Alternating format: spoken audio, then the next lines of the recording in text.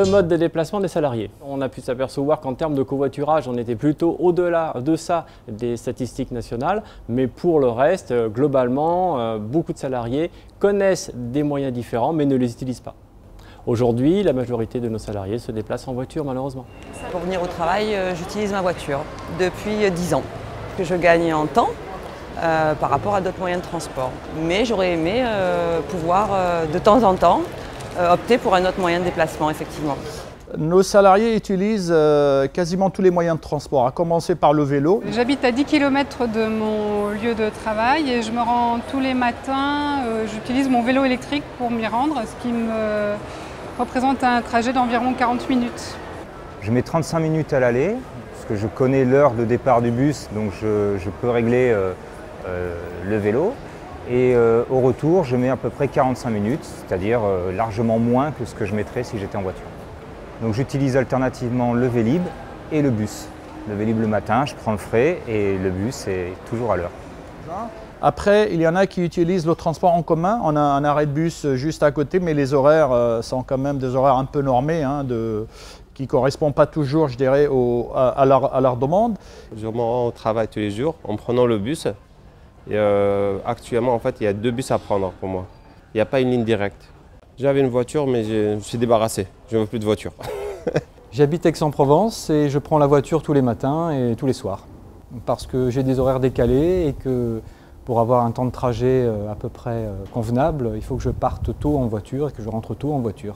Le mode de transport me convient au bémol près que ça me prend 1 heure le matin et 1 heure le soir entre le fait de se garer et de prendre la voiture. Donc c'est long. Moi j'habite aux alentours de Toulon, donc je me rends de chez moi jusqu'à la gare en voiture. Ensuite je prends le train jusqu'à la gare de la Blancarde. Je prends ensuite le métro jusqu'au centre de Marseille à Castellane et je prends le bus jusqu'à la Valentine. C'est un gros challenge. Donc sur ce territoire, nous rencontrons des difficultés en ce qui concerne bien évidemment les lignes de bus, concernant bien évidemment l'autopartage, concernant les pistes cyclables, tout ce qui pourrait mettre en place des solutions alternatives. Le réseau des bus et des transports n'est pas satisfaisant. Il y a un seul bus qui vient du centre-ville de Marseille jusqu'à la Valentine. Donc c'est déjà pas mal, mais voilà, il passe toutes les 15 minutes. Et comme moi je suis coordonnée avec le train et le métro, si je le loupe, je suis en retard. Partir en bus, c'est toujours moins cher et c'est pratique, on est tranquille. Le matin, on n'a pas de soucis, ni de stress, ni de voiture qui klaxonne, ni rien du tout. Donc dans le bus, on est à l'aise. Ce qu'on pourrait améliorer, c'est d'avoir des transports en commun qui soient du porte-à-porte, qui permettraient de profiter de cette période pour se reposer, parce que c'est quand même fatigant de prendre la voiture. Je dépense mensuellement environ 300 € entre l'essence et le péage pour faire les allers-retours. La dépense est significative, mais ce n'était pas un frein à l'embauche. Maintenant, si elle peut être diminuée par les transports en commun, je prends. J'ai la chance d'avoir la région en fait, qui me paye le train sur un trajet entre Toulon et Marseille pour 15 € par an, donc je peux le prendre de manière illimitée. Par contre, tous les tickets de bus et métro, ça fait 3 € par jour, donc à peu près 60 € par mois. Si je pouvais, je prendrais ma voiture. Après, c'est vrai que ça revient trop cher. Lorsqu'il s'agit des grèves ou d'autres, on met en place un système de covoiturage tout simple où ceux qui ont des voitures, ils mettent à disposition leurs horaires pour ceux qui souhaitent covoiturer avec eux. On met ça sur un paperboard dans un couloir et puis les collaborateurs, ils s'inscrivent tout naturellement et ça marche très très bien. L'association que je préside aujourd'hui essaye de mettre en place justement des solutions alternatives. Nous avons commencé par faire une enquête sur le territoire afin de recenser les besoins et comment surtout après être porteur de projets auprès de nos élus afin de pouvoir faire avancer ces sujets en termes de transport en commun, utilisation de solutions alternatives type Twizy ou Cyclopus, voilà. Je fais pas mal de covoiturage, mais pour trouver des horaires qui conviennent entre Olioul et ici, c'est un peu compliqué en fait.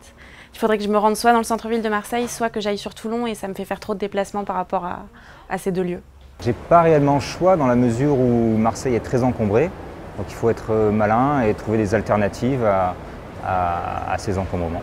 Ce qu'on met en place sur Cap au Nord, c'est le plan de déplacement inter-entreprise qui vise dans un premier temps à élaborer des diagnostics et puis également de proposer des solutions au travers d'un projet qui s'appellera Norwigo qu'on va expérimenter en 2014-2015 pour mettre en place le transport court depuis les stations multimodales ou même une arrivée de métro ou autre jusqu'à nos lieux d'entreprise.